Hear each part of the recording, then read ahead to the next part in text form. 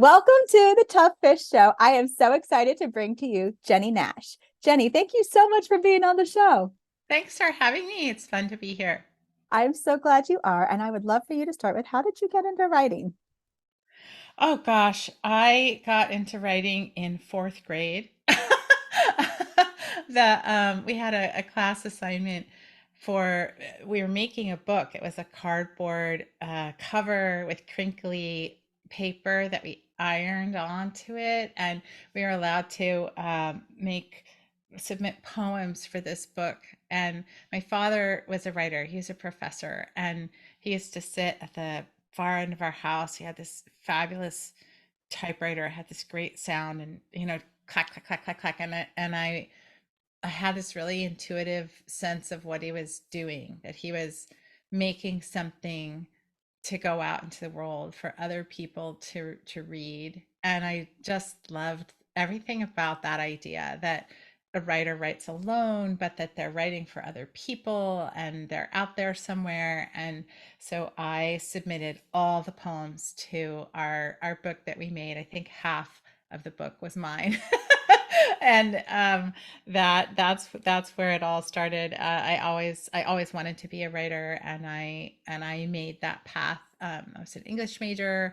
I went to New York City after college and got a job at Random House, and I just kept inching closer and closer to the writing itself. And I published my first book when I was 25, and I had a really solidly mid-list writing career before I turned it all in for book coaching. I love that. Okay, so there are a few things here we have to unpack here. One of which is the fact I have to just tell you that in fourth grade, I had to turn in a book of poems too. Were yours mimeographed? Ours were that purple mimeograph. I'm probably older than you are. But No, no, it was, but I remember having to write them out, having to bind them in a certain way, and then actually my teacher submitted mine to a young authors convention, and I got to attend a local university where they were doing this convention. I remember thinking, oh, this is amazing. oh, So that's so great. so I love that you said that with the fourth, in particular, fourth grade in poems. Yeah, they were very bad poems, but that's okay. That is okay because to your point, you wrote them and you put them out. And there's real courage there between writing something that you write for yourself and then turning around and then sharing that. And I mean, so to follow this path, you followed this into writing. So you went English, but then you also went and worked at the publisher. What was that like being on that side of the fence, relatively speaking? Because so many authors, they want to be published and they would love to be published by one of the big five, four, whatever their number is now.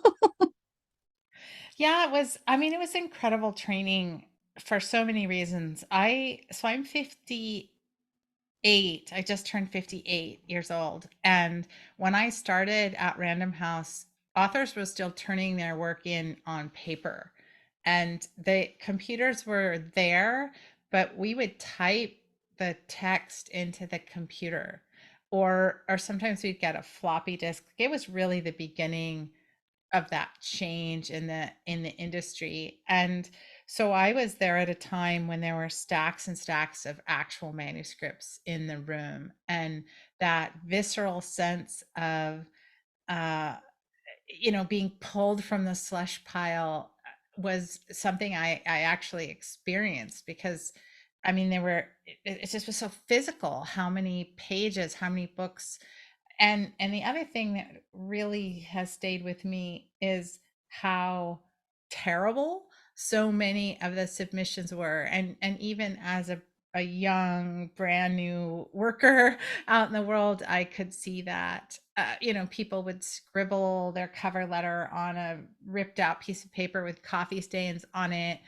And that doesn't mean that their book was bad, but usually there was a correlation, and but you could just see the gap between what writers you could see that desperation of wanting to be picked and wanting to be pulled out of the pile and made special without having to do the work. And even back that long ago in my career, just having that inside look at that and that sense of how a real professional stands out and does the work and is going to be more likely to get the attention, that was all really present in my work there at Random House. And I just learned so much by even just understanding that there was a person whose job it was to pick out the paper, that the price of the paper and the quality of the paper and the size of the paper was a whole person's job. And just understanding that it was a business and there were business decisions that were being made, not just creative decisions, has informed my whole career. And I'm just terribly grateful for that experience. And something really cool that I want to also add about my time there. I was working at an imprint called Ballantine Books, which still exists. Mhm. And there was a woman running Ballantine at the time. Her name's Joelle Del Borgo, and she is now an agent, a literary agent, and I'm her colleague. I'm very connected with her. She sends writers to me all the time, and we're friends. And what an incredible thing that she's been in this business so long and so many different places and levels, and is so wise. And way back in the day, I was getting to learn from people like that. And um so I just think back my time as just an incredible opportunity.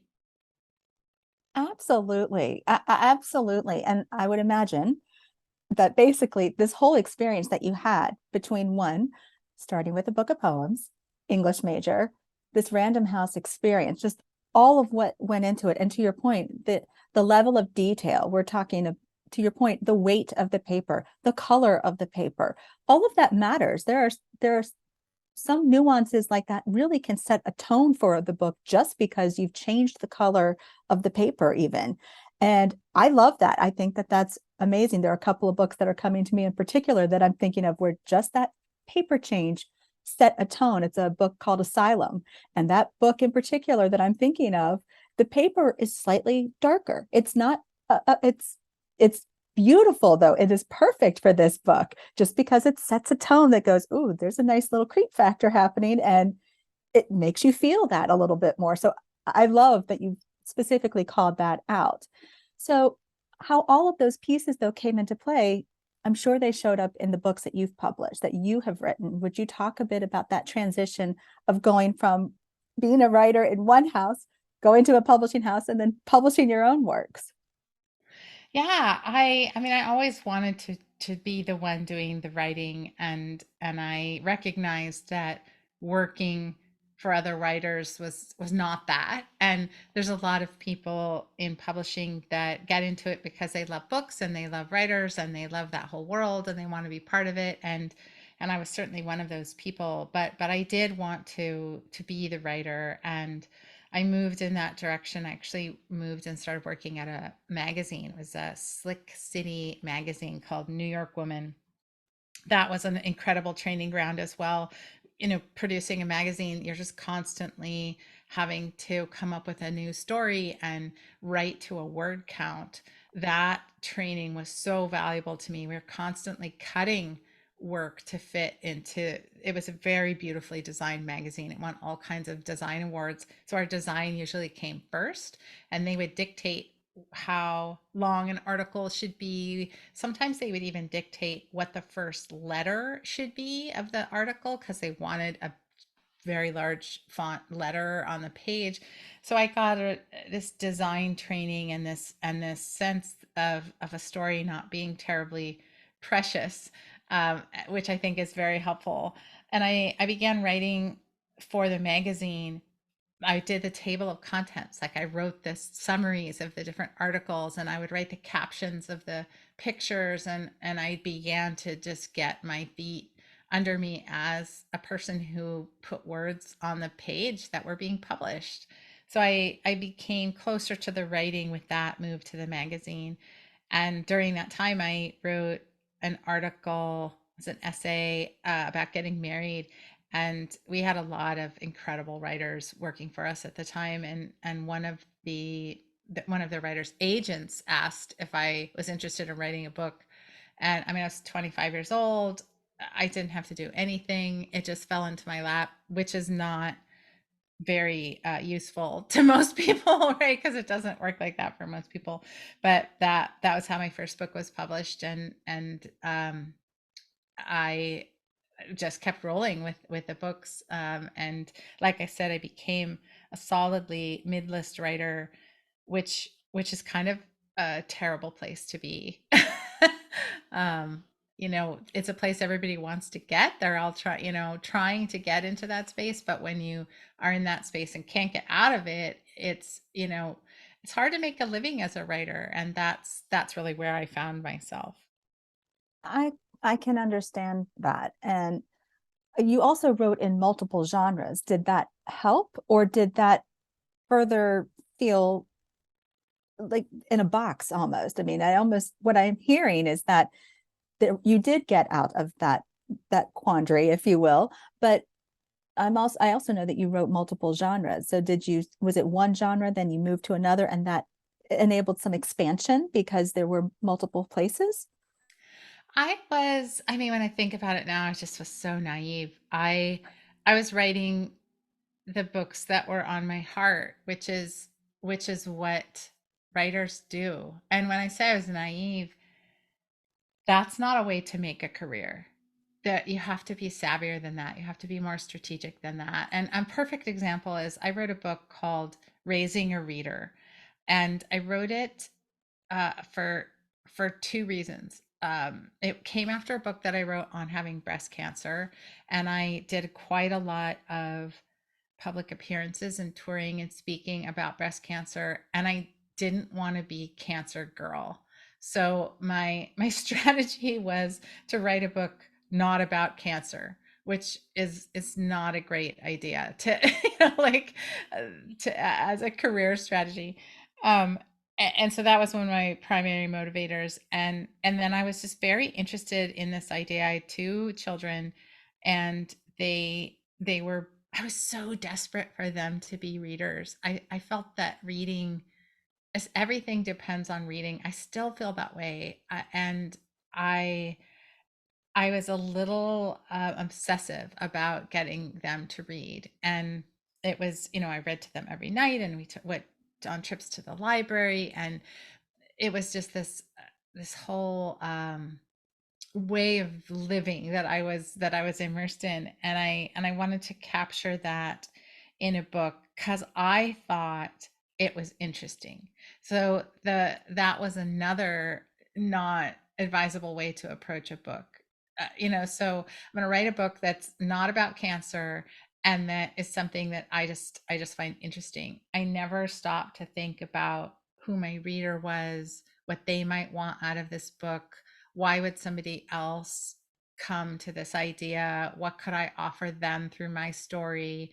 And so that book, Raising a Reader, turned out to be quite muddy. It sort of didn't know what it was, and there were parts of it that were good, and that were interesting, and that I'm proud of. But as a whole, people didn't know what to do with this book. They didn't know where to put it, and some of the criticisms that I got on that book were, people thought I was nuts, like they were commenting on sort of my parenting, which kind of missed the whole point. I was writing about an obsession, so I didn't do a good job of positioning that book in the marketplace or understanding my readership. And that that kind of thinking is what informs all of my work now in training other book coaches to help writers to do that work. It The idea of, all the way back to what we were talking about earlier, of sort of crossing your fingers and waiting to be picked and waiting to be plucked out of the pile, and just writing the thing you feel like writing. There's smarter ways to approach the marketplace, and it doesn't mean you have to write to the marketplace. I don't think that's a thing you can do anyway. So that would be, oh, vampires are hot, I'm going to write a vampire book. That's not at all what I mean. I just mean being aware of how books are bought and sold. How are they placed in the bookstore? These days there's not even a bookstore. So how are you connecting with your potential reader? What are they looking for? How can you bring it to them?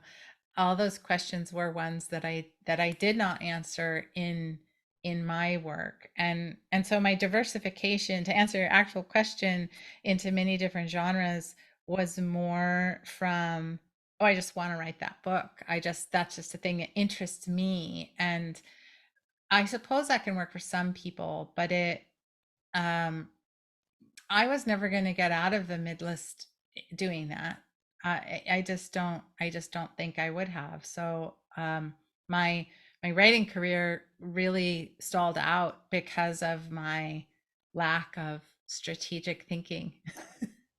Well, but to your point though, I still feel like those stories that were on your heart, you needed to write them in order to grow from them, to learn from them, and there's still value in that, and the Oh, no value. doubt. Yeah, Yeah. I yeah. have no regrets at all about the path that I took, and I learned so much. And it's a path a lot of people take. It's the reason why most people come to writing, is they have something they're burning to write. So it's not at all a bad place to start. It's a place we all start. And I think it's bringing in the other way of thinking, and understanding that what you're doing is you're producing a product that you want to sell. That is what you are doing. And whether or not it is coming from your heart, or you're burning to do it, or whatever reason, that you have to marry that with the reality that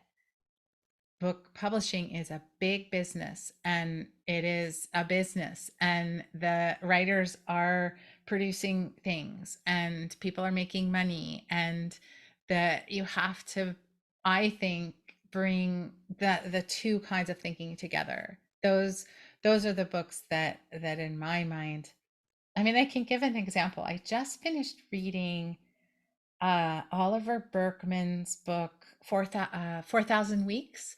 It's 4,000 Weeks Time Management for Mortals. It's a big seller right now.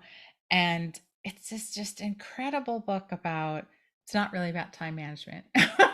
It's just about being a human and living with the fact that we're all going to die. It's really a book about philosophy and our relationship to time.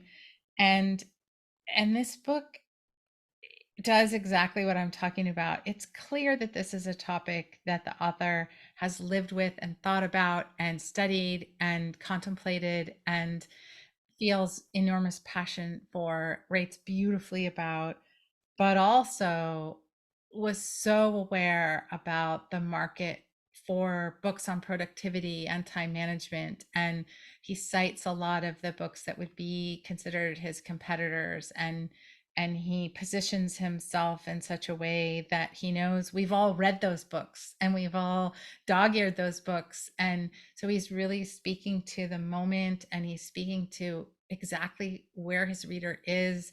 So it's this idea of making room for the reader. I think that's the way I would frame it, is that the books that do that so well may fully come from that person's heart and soul, but they make room for the reader. And I just see that's the mistake I see so many writers make is, well, this is the book I want to write. This is the story I want to tell. This is the topic that's obsessing me. And so therefore that's enough to carry it. And I just don't think it is. Well, and so to your point, you took that philosophy, the learning that you gained, and you did write books, the blueprint books in particular. So there's a very clear audience. It's a way to serve. That reader is picking up the book where you started them, but they're finishing that journey because there's action and there's instruction and guidance in there so that they can be the writer that they want to do, which weaves in the coaching that you have. So could you talk about the blueprint books and kind of blend the pieces together? Yeah, so I developed the blueprint framework in my company, Author Accelerator, because I was teaching other coaches how to help writers. And I firmly believe that there are systems and processes to the creative process that are repeatable. They're patterns. We see writers doing the same thing over and over and over again. And every story is unique, every writer is unique. But I don't actually think the creative process is that unique. I think that we all we have to go through certain decision making milestones. We have to just a simple question of what is the structure of your book going to be? How is it going to be framed or formatted or constructed? And too many writers think that, well, a book is a book. You start at the beginning and you go to the end, and you just have to decide who's, if it's fiction, who's narrating it, or it's, they reduce it down to these very simple ideas. And they're really actually complex decisions, and we have to approach them at some point. And what I found in my coaching and in coaching the coaches is that too many writers, the time that they addressed these issues was after they'd written a manuscript. So they have 300 pages or 400 pages or 250 pages, whatever it is, and they both were trying to do the writing and work out these foundational questions while they were doing the writing. So they were letting their subconscious perhaps drive those decisions. And then they get to the end and there's something not holding together. And maybe they know it, or maybe they're trying to go out into the marketplace and they're getting rejected. They can't figure out why. Um, and and a book coach can come in and look at that and see exactly why. It's because, well, there's these foundational questions weren't answered, and it's really clear that they're not there in this text. And so I created the blueprint as a way to force people to engage with these questions before they started to write. And in a perfect world, which it is clearly not, every writer would spend some time thinking about these questions before they start to write. Now, that doesn't mean that you're done. The blueprint is an iterative process, and it you answer the questions and you might answer them again, and you might finish that book and go back and review those answers and realize that they've changed, and iterate on where it is you're going or what message you're trying to deliver or whatever the answer is.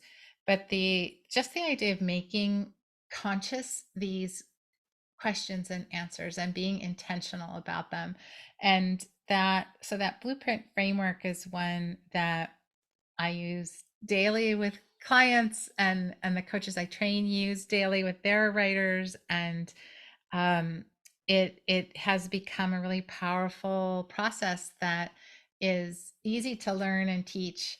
And so the blueprint books were my effort. So I said before, why, you have to know why you want to write a book, what the point is, what the purpose is, what is the competition. I own all the books on writing. Every writer owns all the books on writing. We love them, right?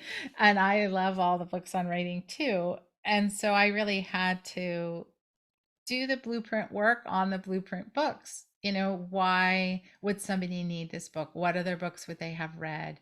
What problem were they encountering? Where in the world are they in terms of their writing career? What do they need? How can I help them?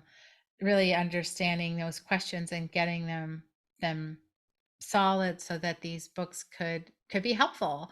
And so that's what they are. There's a fiction one, and I just came out with a nonfiction one, and I love them. They're powerful little books. I love that. I love that but this is just proof that writing, it's something that you evolve in and that you grow. And each time you write a piece, whether it's a book, a blog, whatever it is, when you're showing up and you're doing the work and you are taking on the feedback and the growth and using that as lessons, your writing and your business grow as a result because you are iterating and you're improving. So what I hear you describing is exactly that. How would a writer know, like what would be some indicators where they say, I need a book coach? How do I know that that I should take that step? What kind of questions are they asking themselves? Yeah, it's a really good question. Another corollary question is, when in the process would Mhm. you would you most want to be thinking about that? And I would say that if a writer knows that their goal involves publication, they're going to be approaching their work with a different mindset. And when I say the goal is publication, what I mean by that is kind of what I was talking about before. There's a lot of writers who like, I'm just going to write this book, and I'm going to write this book that I love, and it's going to be picked and plucked out, and I'll be crowned by some fairy godmother. They don't want to really do the work. They don't want to invest the time or the energy and money. And the reason I mean it's so clear is because it's terrifying, because it could be rejected. You could say, I am going to try to do this. I want to be published. I want to be read, and then it doesn't happen. That we're trying to protect ourselves from that. So I get that. But as soon as you're ready to say, I I want to do the best job that I can with this book. I want to go as far as I can with this book. I want to be published. Perhaps I want an agent in a traditional publishing deal. I would say at that moment, that's a great time to invest in a book coach, because a coach is going to help you understand the landscape, understand, is your idea even commercially viable? Sometimes there's you can look at an idea and it's just slightly off center, and a tiny little tweak at the beginning can change the entire way that it can be sold. And so having somebody with an eye on the marketplace, and a book coach is not going to know everything. Things change so fast in this industry. We're scrambling to keep up all the time with the changes as well. But we probably know more than the writer, and we've seen more, and we've experienced more, and we can help you ask the right questions so that you position yourself most effectively to succeed in the way that you want to. So the marketplace awareness is a huge part of what a book coach can do. And then the accountability, keeping somebody's project on track, keeping their deadline in, whether that deadline is self-imposed or not, keeping those pages being written, and having someone to be accountable to, and having somebody to, now that I've been coaching for so long and coaching coaches for so long, the idea of writing a full manuscript with no feedback along the way just seems to me to be crazy. And um, the being able to, what we all crave is someone to pay attention to our work and care about it as much as we do. And that's what a book coach can do. So I would say when somebody feels, I mean, look, if somebody is doing well and succeeding and writing work that they love that is being accepted into the marketplace, they don't need any help. But if somebody is struggling and they can't figure out why, and they're stuck, and they really want to take it seriously, or they want to jump the line and not figure everything out themselves, that's the time to work with a book coach. And I always say, if you only have a very small amount of money to invest, do it at the very beginning. Don't wait until you have a manuscript. You can get so much incredible help for a very reasonable price when you're just working on the blueprint, when you can see so many problems in the blueprint and get so much good help at that stage. That would be my hope, is get that help early. And there's so many things that go with that. It means your mindset is focused on your goal, your intention is focused on your goal, you've invested money and time and energy in your goal. It really sets you up to succeed with the whole project. So those are my pieces of advice, is do it early. And when you're really ready to say, I'm ready to put everything into this and have the best possible shot of being published, that's when you should go for a book coach. Oh, I love all this. Jennie, thank you so much for this amazing conversation. Where can people connect with you, and where can they get your books? Well, my books are available at all the places that books are sold, and they can connect with me at authoraccelerator.com. That's the place if you want a book coach, or if you want to be a book coach to learn all about those things. Awesome. Jenny, thank you so much for being on the show. Thanks for having me.